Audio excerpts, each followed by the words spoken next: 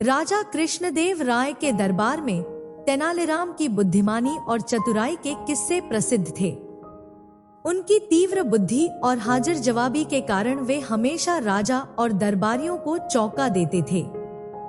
एक दिन राजा कृष्णदेव राय ने अपने दरबार में घोषणा की कि जो भी व्यक्ति सबसे बुद्धिमान और चतुर होगा, उसे विशेष पुरस्कार दिया जाएगा।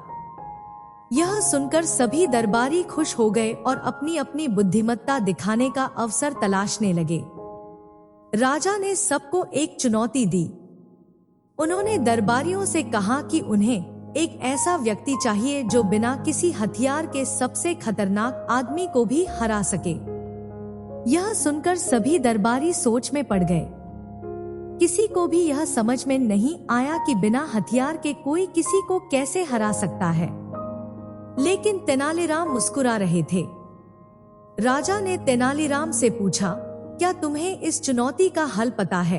तेनालीराम ने सिर हिलाया और कहा, महाराज, मैं इस चुनौती को स्वीकार करता हूँ और आपको इसका उत्तर भी दूंगा, परंतु मुझे एक दिन का समय चाहिए। राजा ने सहमति दी।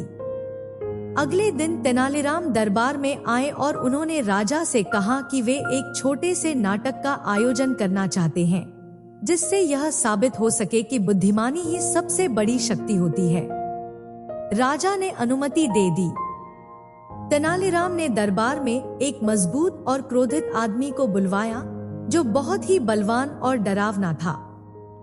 सभी दरबारी उस व्यक्ति को देखकर घबरा गए। तेनालीराम ने उसे चुनौती दी कि वह दरबार में किसी को भी हरा सकता है। उसने गर्व से सिर हिलाया। इसके बाद तेनालीराम ने उस व्यक्ति से कहा, क्या तुम अपने बल से किसी को भी पराजित कर सकते हो?